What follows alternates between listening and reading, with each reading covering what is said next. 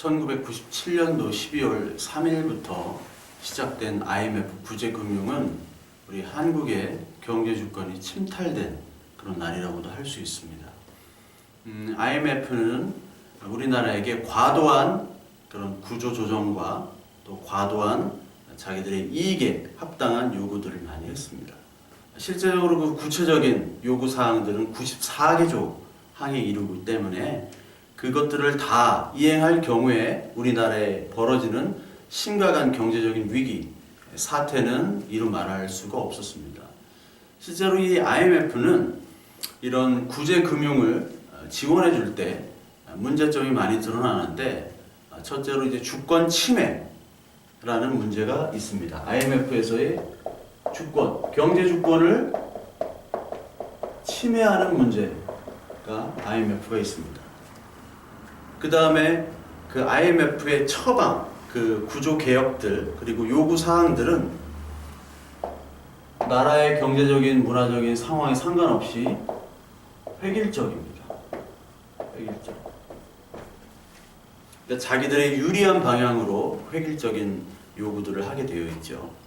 그리고 IMF의 처방이 과연 좋은가 볼 때는 그 처방이 미비할 때가 많았습니다. 물론 멕시코 같은 경우 IMF의 처방을 받아가지고 좋은 경우가 있었죠. 그런데 한국도 물론 IMF의 그 도움을 받아가지고 경영이나 또 경제가 활성화된 건 사실입니다. 그러나 반대로 말레이시아 같은 경우에는 IMF 구제금융을 거부했습니다. 그런데도 말레이시아는 회복을 했습니다. 참 이상하죠. 그러니까 한국에는 그 IMF가 과도한 요구를 했을 때 우리 한국 정부가 과연 그때 당시 그것들을 요구를 수용하지 않고 그냥 IMF를 거부했다라면 어땠을까? 물론 미국과의 관계가 중요하기 때문에 거부하기는 쉽지 않았을 겁니다. 근데 우리나라가 근무기도 하고 또 우리나라의 금융 그리고 기업이 다 합심해서 그것들을 다 극복할 수는 충분히 있었을지 않을까라는 생각이 듭니다. 우리나라 정도면. 그러니까 우리나라 기업들이 부채는 많았지만 펀더멘털도 상당히 튼튼했었고 또 국민들이 높은 저축률을 보였고 또 무역 수지가 적자였던 적이 없었습니다. 늘 흑자였고, 물론 95년, 6년도에는 적자였지만 그 전과 그 후에는 적자였던 적이 없어요. 73년과 79년 5.1 쇼크 이외에는 우리 한국은 늘 무역 수지의 흑자국이었습니다. 그러니까 이런 나라가 몇 안 됩니다. 그렇기 때문에 과연 IMF 구제금융을 과연 받아야 됐는가? 그런 처방이 미비할 경우가 이제 많아요. 그 다음에 IMF의 처방 후에 대책 이런 것들이 사실 무책임한 경우가 너무 많습니다. 무책임뿐만 아니라 그 결정 사항도 투명하지가 않아요. 투명성이 결여됐다. 그러니까 IMF는 모자란 유동성을 채워주기 위해서 외화를 이렇게 빌려주는데 그때 상식 밖의 경제 주권을 침탈하게 되어 있습니다. 우리나라에 특히 과도한 그런 IMF의 요구가 있었죠. 그래서 IMF 전에는 1달러에 900원이었어요. 1달러 900원. 1달러가 900원이었습니다. 근데 IMF 후에 일단 급속히 2,000원이 넘죠. 2,000원이 넘게 됩니다.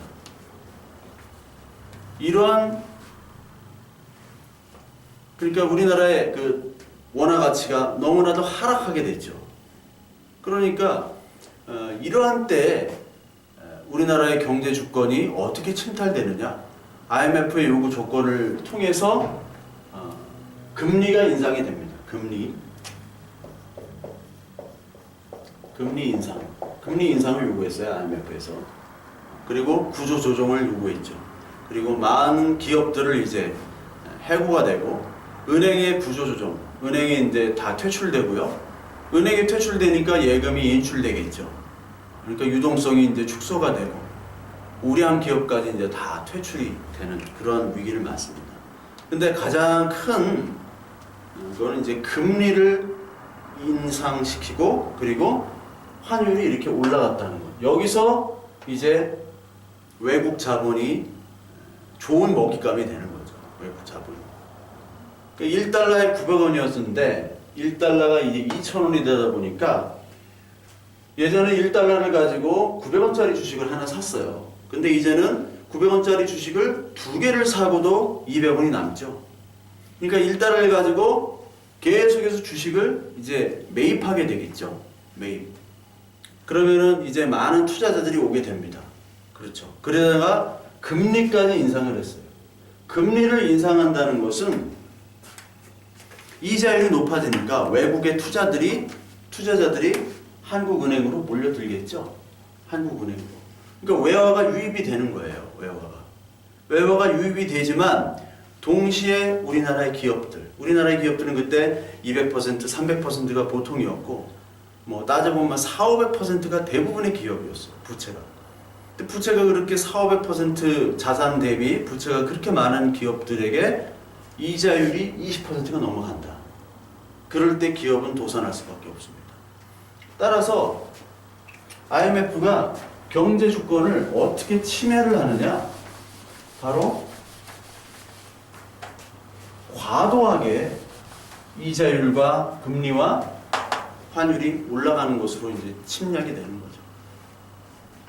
실제로 900원에서 2,000원이 되다 보니까 이제 주식을 사게 되죠. 주식을 많이 사게 됩니다. 외국 투자자들이 주식을 많이 사게 되면 주가가 올라가죠. 주가가 1년, 2년 후에 계속 올라갑니다. 그러다 보니까 그 주가를 나중에 산 주식을 나중에 팔 때 4배에서 5배 정도의 이익을 얻었다고 봐요. 외국 사람들이. 그때 당시. 그러니까 1달러를 가지고 4달러, 5달러를 벌어가는 거예요. 4, 5달러. 1달러니까 그렇지 만약에 뭐 1,000억 달러다 라고 치면 1,000억 달러를 투자를 했다. 그럼 여기 5,000억, 4,000억 달러, 5,000억 달러를 벌어가는 거예요. 그러니까 주식을 어디다가 매입하느냐? 그때 당시에 우량 기업이 있지만 유동성 부족으로 기업이 퇴출되고 부도난 그런 기업들이 있죠. 뭐 기아자동차라든지 뭐 여러 한라건설이라든지 이런 뭐 여러 가지 기업들이 있습니다. 여러 가지 기업들이 있는데 이 당시에 51개 우량 기업이 있어요. 우량 기업. 51개 우량 기업이 주주가 외국인이 최대 주주로 다 바뀌어요. 51개. 그렇게 이게 전형적인 양털깎기입니다. 이게 전형적인. 제가 이제 들고 있는 책이 이제 화폐 전쟁이라는 책입니다. 이게 화폐 전쟁. 이 화폐 전쟁, Currency War. 21세기 핵무기 금융 공격이 시작됐다. 화폐를 통제하는 자 모든 것을 지배한다. 지난 시간에 숭훈빙이 졌어요. 이 화폐 전쟁에서 뭐가 나오면 양털깎기가 나옵니다. 양털깎기가 이 시세 차익을 노리는 거예요. 이 시세 차익을 노려서 많은 그 투자자들, 해외 거대 자본 투자자들이 우리 한국을 공격해가지고 이걸 다 먹는 거죠. 그러니까 이게 이렇게 되다 보면은 금리가 인상됐죠. 기업이 다 퇴출당하는 거예요. 그리고 그 기업의 주식을 외국인들이 다시 사버립니다. 1달러를 900원이었는데 이제 1달러 2,000원짜리까지 살 수 있는 거예요. 더 많이 살 수 있죠. 그리고 나중에 주가가 오른 다음에 다 팔아버리죠. 그리고 외화를 다 또 가져가죠. 그럼 4~5배 유익을 얻고 그러니까 이익을 내고 내 마음대로 떠날 수 있게 길을 오픈해 준 게 바로 IMF입니다. 그래서 IMF가 뭐를 했느냐? 이것들을 투자를 잘 할 수 있도록 모든 사람들이 외국인들이 투자할 수 있도록 길을 오픈해 줬어요. 그게 금융시장을 개방하라는 거예요. 너희들끼리만 이렇게 돈 빌려서 하지 말고 외국 자본들을 더 차입해가지고 써라 라는 거죠. 그러니까 자본은 계속해서 증식하기 마련입니다. 신자유주의 정책, 특히 이제 밀턴 프리드만, 이 시카고 학파의 이제 대부인데 밀턴 프리드만도 이 신자유주의, 자본 시장을 개방하고 확대하는 것을 밀턴 프리드먼이 이제 많이 주장을 하는데, 한국 같은 때가 이제 필요하지 않느냐 해서 자본 시장을 더 개방하라고 얘기를 해요.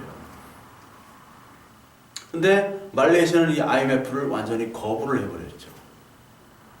그러니까 IMF가 선진국의 이익을 창출하기 위해서, 그 자본을 창출하기 위해서 IMF가 도구가 된 겁니다. 그러니까 정치와 자본의 희생양이 사실 우리나라였어요. 그 당시 로버트 루빈이 그 집정관으로, 그 미국의 재무부 장관으로 있었는데, 로버트 루빈이 이제 파견이 되죠. 근데 월스트리트 출신이에요, 이 사람이. 미셸 깡드시는 뭐 어떻게 보면은 그 로버트 루빈의 그 명령을 받아서 그냥 하는 얘기고 하는 사람이었고, 로버트 루빈이야말로 실제적으로 움직이는 사람이었습니다. 그 IMF 당시에 빌 클린턴 대통령이 또 전화를 해요, 김영삼 대통령한테. 이 IMF 구제금융 받아야 된다. 안 받으면 한국이 더 위기다. 그렇게 전화를 하니까 또 김영삼이 그런가 보다 하고 받은 거예요. 뭐 우리나라로서는 어떻게 그런 선택지가 참 부족했고 뭐 할 수 없었다는 것은 이해가 됩니다만, 그 우리나라 기업의 당시의 상황은 일시적인 유동성 부족이었어요. 일시적인. 그러니까 저축도 많이 했죠. 무역 수지가 흑자였죠. 그리고 기업에 되게 생산성 높은 그런 제품들을, 물론 이제 대기업이 문어발식으로 많이 확장을 해서 문제였지만 굉장히 기업이 탄탄한 기업들이 많았습니다.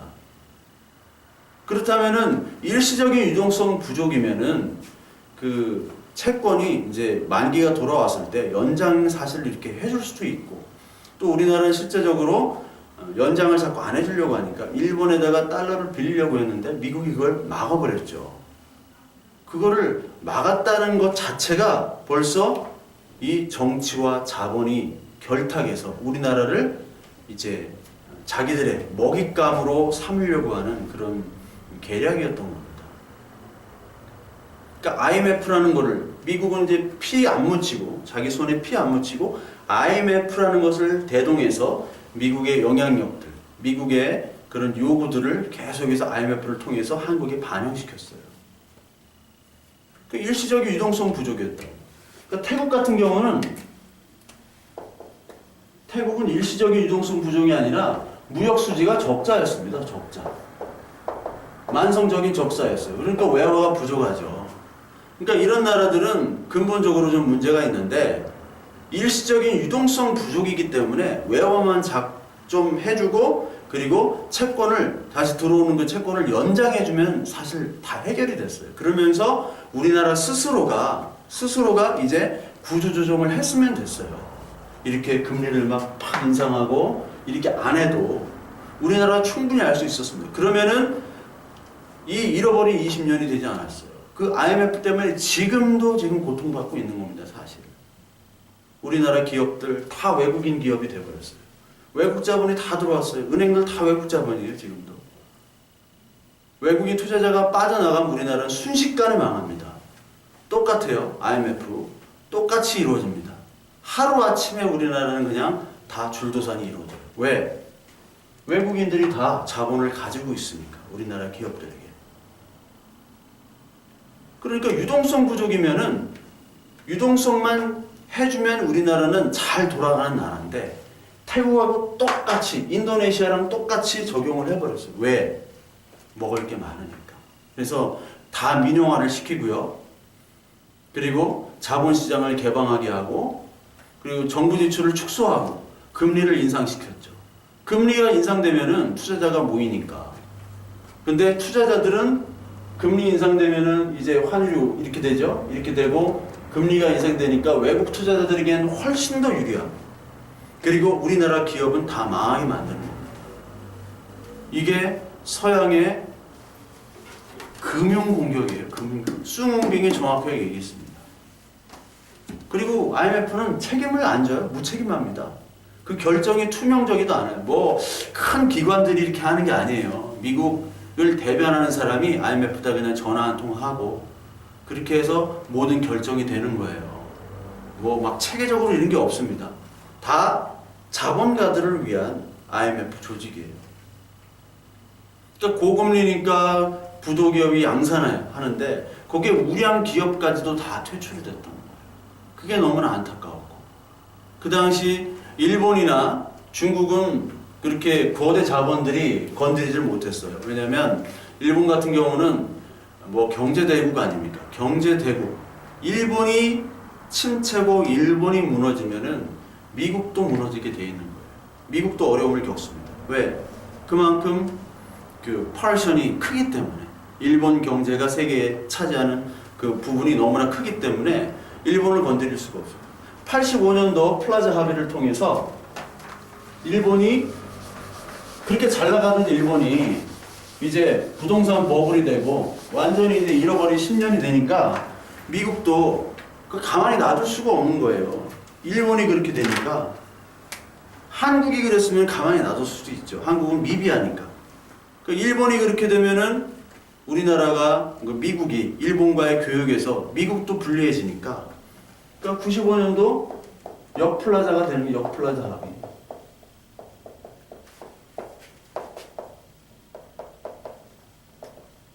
역플라자 합의를 통해서 다시 엔화를 다운시키잖아요.